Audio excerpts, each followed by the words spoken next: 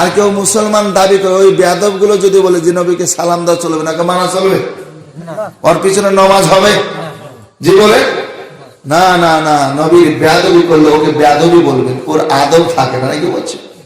ও শিশু নবী শুয়ে শুয়ে আকাশে তাকায়, আরে জান্নাতের ভোর গেলে মান সালাম জানায়, মাগো সালাম জানায়।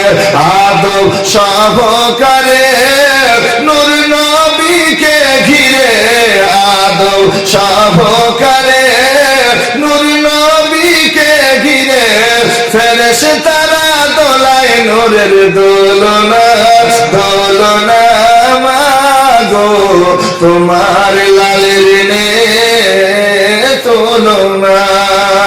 জামালা দিওয়ানা জামালা দিওয়ানা, ও গো মায়া মেনা তোমার লালের নে তোলনা।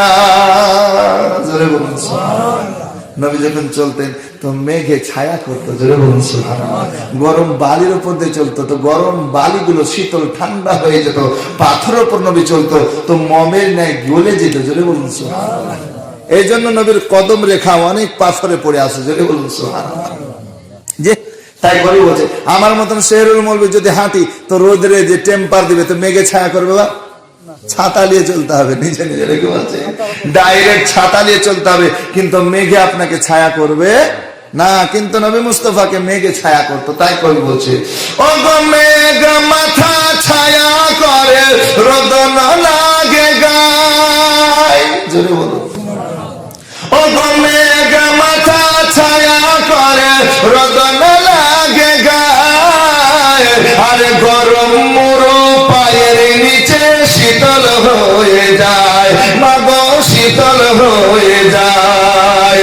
নুরানি বদনে হাওয়া চলে সনসনে, নুরানি বদনে হাওয়া চলে সনসনে, খেজুর গাছে হিলাই সব ডানা মাগো তোমার লালের নে তোলনা।